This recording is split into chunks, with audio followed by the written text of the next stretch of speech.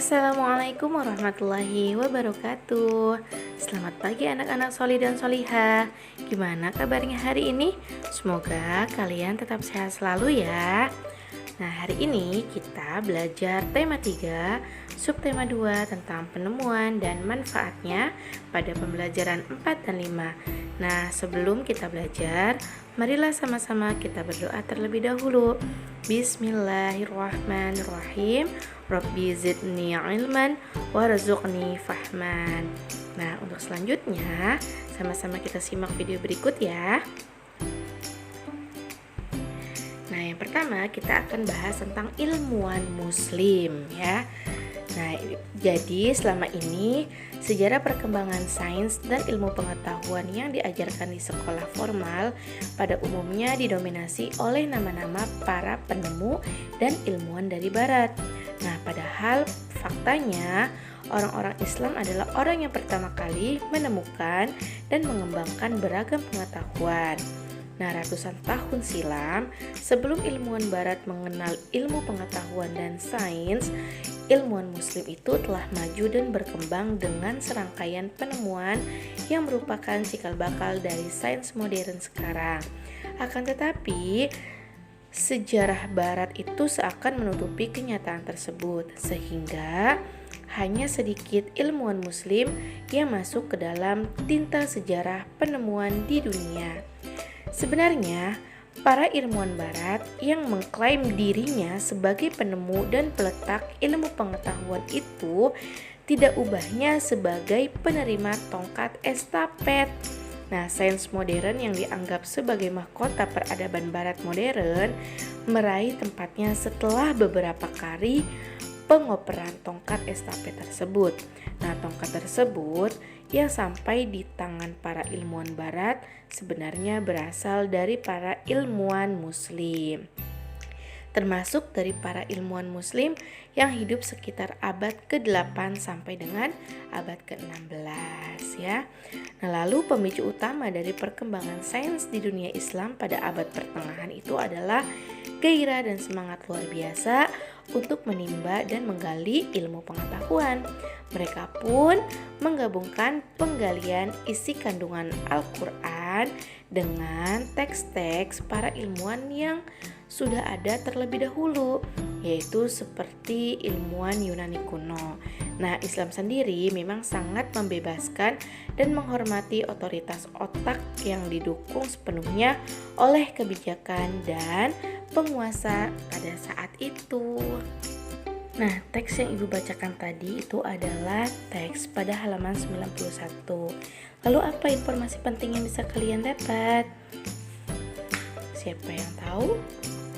Ya, jadi informasi penting yang bisa kita ambil adalah sebelum ilmuwan barat menggali ilmu pengetahuan dan sains, orang-orang Islam atau ilmuwan muslim adalah orang yang pertama kali menemukan dan mengembangkan pengetahuan sejak abad ke-8. Lalu apa kesimpulannya?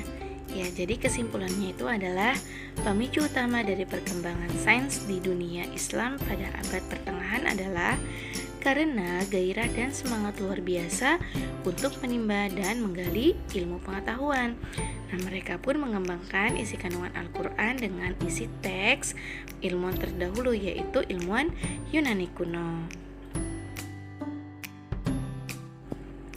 Untuk selanjutnya kita akan mempelajari tentang dampak positif dan dampak negatif dari komputer. Kegunaan komputer itu sudah sangat beragam, terutama pada zaman sekarang ya. Komputer ini seakan sudah menjadi mitra untuk bekerja dan belajar. Berbagai pekerjaan dari segala bidang pun menggunakan komputer, seperti dalam bidang perdagangan, bisnis, pendidikan, transportasi, bahkan hiburan dan lain sebagainya ya. Nah, berikut ini Ibu akan jelaskan ya. Yang pertama adalah dampak positif dari penggunaan komputer dalam bidang pendidikan. TIK ini telah mengubah proses pembelajaran konvensional. Setidaknya ada 5 pergeseran, yaitu mulai dari yang awalnya itu pelatihan menjadi penampilan. Kemudian dari ruang kelas beralih ke mobilitas, dari kertas beralih ke media sosial, online, dan lain sebagainya ya. Dan oleh sebab itu sangat memungkinkan sekali saat ini proses belajar tidak dilakukan secara tatap muka ya, seperti kita sekarang ini ya, yaitu antara guru dengan siswa atau dosen dengan mahasiswa itu dapat saling berhubungan dalam proses belajar dan pembelajaran menggunakan pelataran TIK, mulai dari tugas-tugas dikirim menggunakan komputer ya, menggunakan TIK, kemudian mulai dari penyampaian materi seperti sekarang ini, kita walaupun tidak bertatap muka tapi kita bisa melaksanakan proses belajar mengajar. Nah, itu semua karena apa? Karena perkembangbiakan teknologi ya. Kemudian yang kedua adalah pada bidang kesehatan. Dalam bidang kesehatan, salah satu penerapan TIK pada manajemen rekam medis menggunakan kartu pintar atau smart card. Nah, hanya dengan memasukkan data pada kartu itu, tenaga medis ataupun yang berkepentingan bisa memperoleh riwayat penyakit pasien dan bisa menanganinya. Yang ketiga, dampak positifnya yaitu dalam bidang transportasi. Nah, penggunaan TIK ini pada bidang transportasi misalnya di teknologi pesawat terbang. Pada pesawat terbang terdapat fitur pilot otomatis yang dikendalikan dengan program komputer. Kemudian yang keempat, pada bidang jasa pengiriman. Jasa pengiriman ini semakin maju jika dahulu kita bisa mengirim paket tidak tahu kapan akan sampainya. Nah, untuk sekarang ini kita bisa tahu posisi paket kita itu sampai mana ya. Kemudian dalam bidang bisnis, menggunakan TIK diterapkan pada perdagangan secara e-commerce, yaitu fitur ini memerlukan jaringan komunikasi internet ya, dan juga dapat memudahkan dua atau banyak pihak untuk melakukan transaksi tanpa harus bertemu langsung secara fisik. Untuk selanjutnya kita beralih ke dampak negatif ya. Ternyata ada juga nih dampak negatifnya. Yang pertama adalah pelanggaran hak cipta. Kemajuan TIK ada yang disalahgunakan loh oleh orang yang tidak bertanggung jawab. Nah, biasanya ini berkaitan dengan pelanggaran hak cipta, yaitu pelanggaran yang meliputi pembajakan software, kemudian penggandaan tanpa seizin pembuat karya tersebut, dan sampai pemakaian sebuah karya tersebut tanpa seizin pembuatnya. Kemudian yang kedua adalah kejahatan cyber, yaitu kejahatan yang dilakukan secara online dengan memanfaatkan teknologi ataupun jaringan komputer. Contohnya, kejahatannya seperti pembajakan kartu kredit, penipuan online, dan sebagainya. Dan kejahatan cyber ini dapat terjadi lintas negara loh. Selanjutnya yang ketiga adalah penyalahgunaan dalam pornografi ataupun penipuan dan perjudian online ya. Jadi ketiga hal tersebut sangat marak di dunia online dan menjadi sisi negatif dari TIK.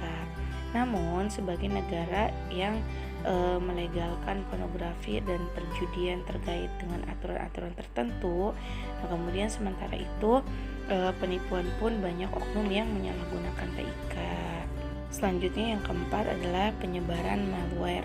Malware ini adalah program komputer yang sifatnya mencari kelemahan software. Nah, penggunanya itu seperti untuk membobol ataupun merusak sistem operasi maupun merusak software. Contohnya virus, worm kayak gitu ya, dan sebagainya.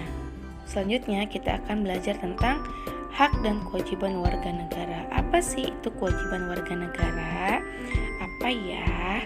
Nah, jadi kewajiban itu adalah segala sesuatu yang dianggap sebagai suatu keharusan untuk dilaksanakan oleh warga negaranya. Kewajiban warga negara di Indonesia itu apa aja sih? Siapa yang tahu? Ya, yang pertama adalah setiap warga negara memiliki kewajiban untuk berperan dalam membela dan mempertahankan kedaulatan negara Indonesia dari serangan musuh. Yang kedua, setiap warga negara wajib membayar pajak dan retribusi yang telah ditetapkan oleh pemerintah pusat atau Pemda. Yang ketiga, setiap warga negara wajib mentaati serta menjunjung tinggi dasar negara, hukum, dan pemerintahan tanpa terkecuali, serta dijalankannya dengan sebaik-baiknya. Yang keempat, setiap warga negara berkewajiban untuk taat, tunduk, dan patuh terhadap segala hukum yang berlaku di wilayah negara Indonesia. Dan yang kelima, setiap warga negara wajib turut serta dalam pembangunan untuk membangun bangsa agar bangsa kita ini bisa berkembang dan maju ke arah yang lebih baik lagi. Nah, lalu kalau hak warga negara itu apa ya? Nah, jadi hak itu adalah segala sesuatu yang pantas dan mutlak untuk didapatkan oleh individu sebagai warga negara sejak masih berada dalam kandungan loh teman-teman. Lalu hak warga negara di Indonesia itu apa aja sih? Nah, siapa nih yang sudah tahu? Apa ya? Ya, yang pertama kita berhak mendapatkan perlindungan hukum, kemudian pekerjaan yang layak, dan memiliki kedudukan yang sama di mata hukum loh dalam pemerintahan ya. Lalu hak kita juga bebas untuk memilih dan memeluk serta menjalankan agama sesuai dengan kepercayaan masing-masing, dan berhak untuk memperoleh pendidikan serta pengajaran. Selanjutnya berhak untuk mempertahankan wilayah negara kesatuan Indonesia dan memiliki hak sama dalam kemerdekaan bersertifikat, yaitu berkumpul mengeluarkan pendapat secara lisan maupun secara tertulis.